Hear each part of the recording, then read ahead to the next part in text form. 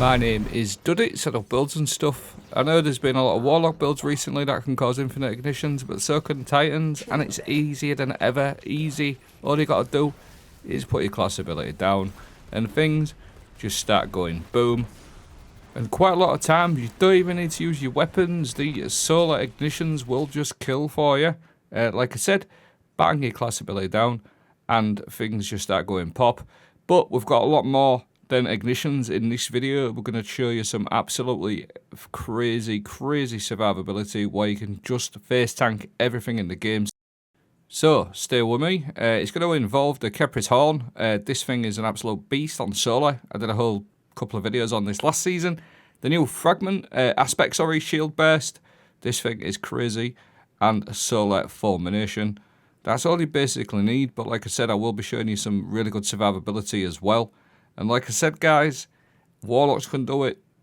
It's really easy to do on a Titan. You'll literally just put your class ability down, and that is it.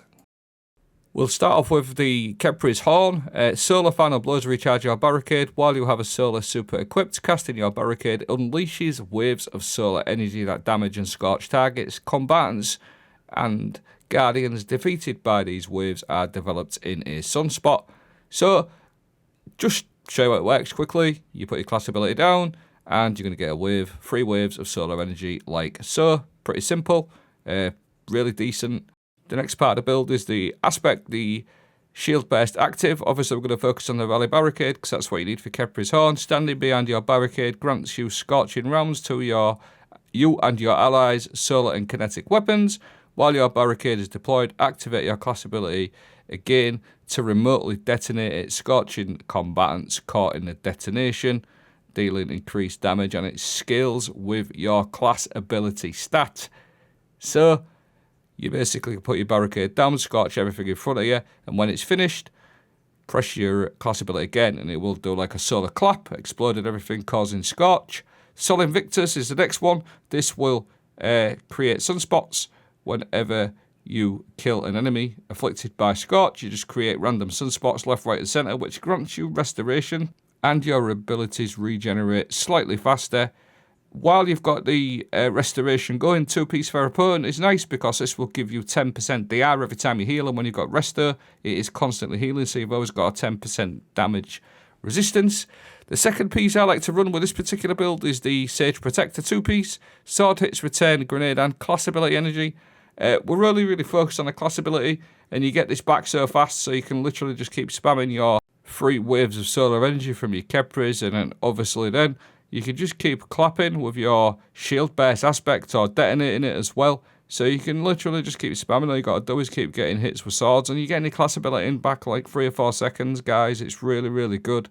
Incredible. Like I said, your waves are going to keep coming out. You're going to keep detonating it, and it's just scorching left, right, and centre. It feels absolutely incredible with 2-piece Sage. To get even more class ability back, one of the fragments, Ember of Singeing. Your class ability recharges faster when you scorch targets. Guys, like, come on, this is just so much synergy. You're going to get loads of class ability back from Sage and Singeing. Just crazy stuff. To get the best out of your ignitions and Singeing weapons with Burning Ambition, Praxic Blade works pretty well. This one is my favourite. You're going to be able to apply Scorch with the Impact Core via melee hits. So melee damage applies Scorch, which is going to proc your Singeing, it's going to proc your Sage Protector, it's going to proc your Scorch, more ignitions, whilst you've got your barricade, popping out your 3 waves, while you're doing your shield burst. It all just works. You're going to cause ignitions every 2 or 3 seconds. Extra damage, and the chaining capabilities, which I've got loads to show you, where the ignitions are just going to chain forever and ever. And you'll also notice I've got that restoration there as well, so you're always having a nice little heal, and you've got that Therapotent kicking in as well. Now, just before we get into the footage, I just want to show you a little synergy with the Praxic Blade. The shield burst states while you are behind your barricade, kinetic weapons get Scorch. Now, the Impact Core will give you Scorch, but it also gives you Scorch when you throw your Praxic Blade, because it's giving it Scorch rounds. So you can see there, when I throw it, that will also start an ignition off. I just wanted to throw that, so you get Impact which will cause scorch, and then if you stood behind your barricade when you throw it, you will also get scorch rounds as well. I really like to run this one, class font, because I build into class. As you can see there, I've got 170 class ability. This will give you an overshield, which you'll see now, and it will also give you the increased damage on your shield burst. So building into like 160, 170 class with a couple of fonts to max it out to 200, I think that is the way to go. You're going to get extra damage on that shield burst. So all I want you to do in this first clip is just watch my restoration and watch how easy it is. I'm not even trying. It is ridiculous. Master Lost Sector, easy as days. Got that restoration going, sunspots everywhere.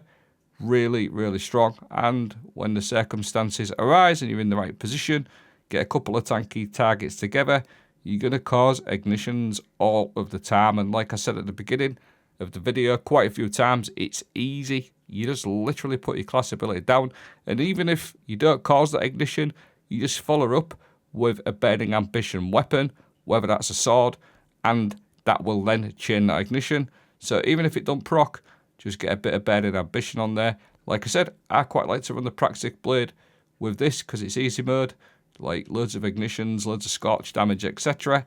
It just feels incredible, and don't forget, it is anti-barrier, is the Praxic Blade. So again, restoration's always up. It's literally a cakewalk, so easy to do. And if you're lucky enough to get the Lament Catalyst, I believe that has Incandescent or Scorch or something on there now. So if you've managed to get that, I've been trying to get it, I can't get it. Lament will also work really nicely with this weapon. Like I said, I'm running Praxic Blade and Synasia, the Solar Sword with Burning Ambition. But you could just run any Burning Ambition weapon, even a fusion or a shotgun or an auto rifle or an SMG or anything. It doesn't really matter. Like I said, I just like the swords because it just fits the playstyle. Get up close, put your barricade down. And what you probably, well, if you haven't noticed it, you might notice it when I've said it. Like most of the time, your barricades are killing like all these little enemies and GMs like quite easily, doing loads of extra damage for you. So if you actually like weighed it up with like other weapon damage versus like your barricade and the ignitions, I reckon it's going to be quite high. It's just like an extra source of damage. And then again, obviously now this is sort of Vanguard Alert level, GM level, or whatever it is nowadays. Shield breaks, restoration, getting nice healed on tap, and it just feels really, really good, guys. Honest to God, I think I did like all GMs last season on this particular build, and with the Solar Fulmination and the Siege Breaker aspect, or the shield pop aspect, it is absolutely incredible now. It's definitely got a hell of a lot better. And then with regards to the ignitions, just try and time it right. Try and get it next to a couple of tanky enemies. If you can get them two together, you're going to chain ignitions like crazy. You can't do it every single time, but when you do, it's fun as hell. I will leave a dim link for the description with all my fragments. I'll leave my stats like so. I'll also leave my mods, and I will leave a picture of my fragments like so you can copy past them. But I will also leave a dim link in the video description, and you can always check out my other video from last season if you need further sort of information. Thank you for watching. I hope you found this helpful. Have a great day.